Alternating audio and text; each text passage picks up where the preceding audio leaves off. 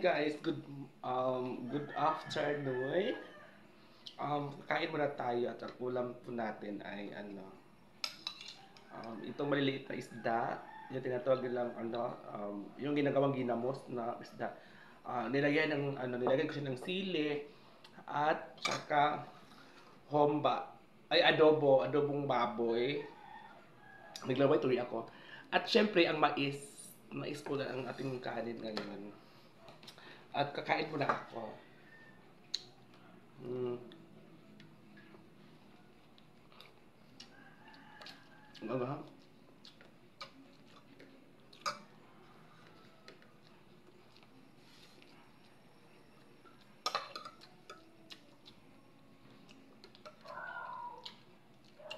Mm-mm.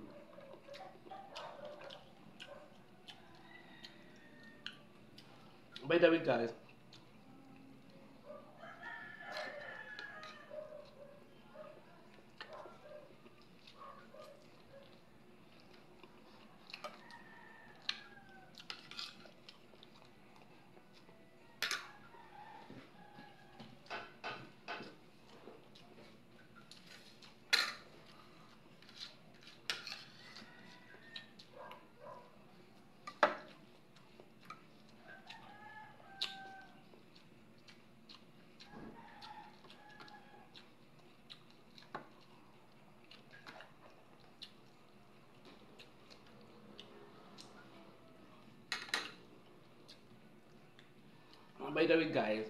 yung mga kaibigan kong mga SC kasi nagtatampo talaga sila sa akin. Kasi hindi ako nakasali ng Christmas party namin. So ito sasagutin ko po yung mga nagtatanong sa akin, bakit hindi ako nakasali, hindi ako sumali. Ito. Unang-una ay hindi ako sumali kasi hindi porket hindi ako sumali, lumaki na yung ulo ko, nag-iba yung attitude ko. By the way, hindi talaga ako sumali kasi nga may pinagdadaanan ako ngayon, may reason ako. So hindi ako prepare sa mga susuotin kasi nga guys, breadwinner po ako guys. Breadwinner po ako. So kung ano mga problema dito sa bahay, obligasyon ko. Kaya hope naintindihan nyo ako. Hindi ako sumali kasi nga may pinagdadaanan ako. Alam nyo guys, yung pinagdadaanan ko ay problema naming pamilya. Unang-una, ang pinagdadaanan ko ay itong lupang tinitirhan namin ay nagkagulo. After nagkagulo, napundar ko na itong bahay. Nagkagulo siya, napundar na itong bahay. So, nagkagulo yung pamilya ko, nagkagulo ng side ng pamilya ko, ng mama ko, mga pinsan na nagkagulo lahat. Tapos, pangalawa, napunta na sa korte yung mga lupa dito na pinirahan namin, lalong mga pinsan ko. Pangalawa is pera. Pera ang pangalawa.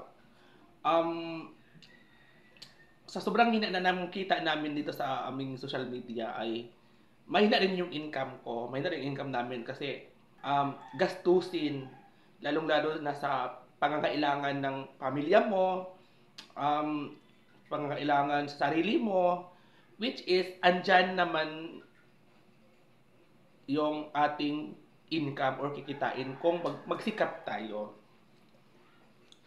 Nung Pasko nga hindi nga ako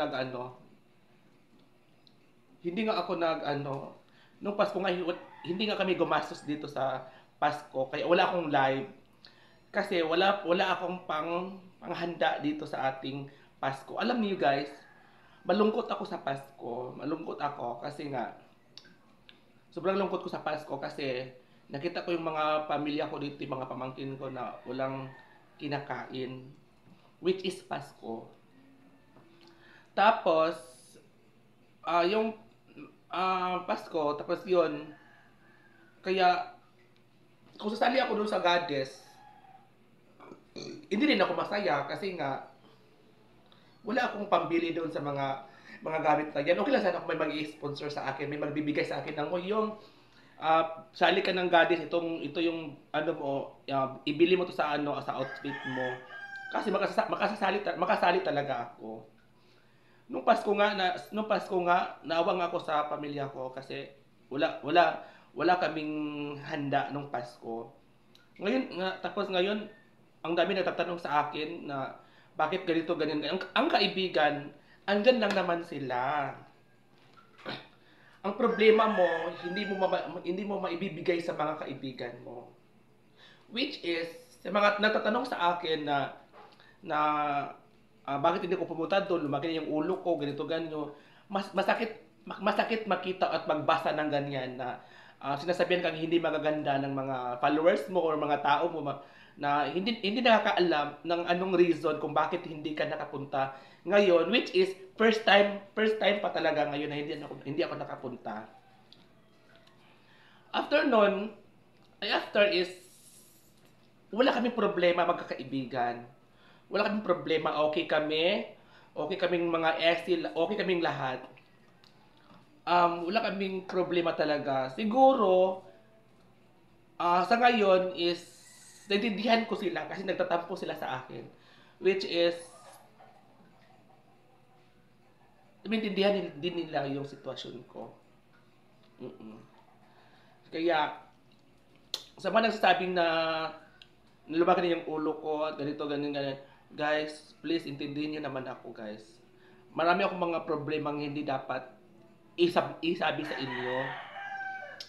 At may mga problema akong hindi pwedeng i-social media. Oo, tapos yun lang. Yun lang.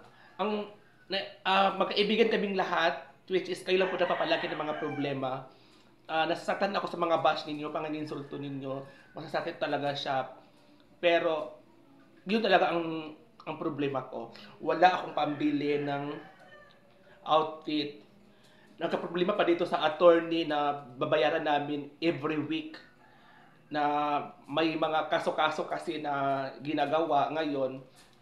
At si mama yung nag-ano doon, nag-aapila doon sa problema na dapat solusyonan yung problema dito sa lupa.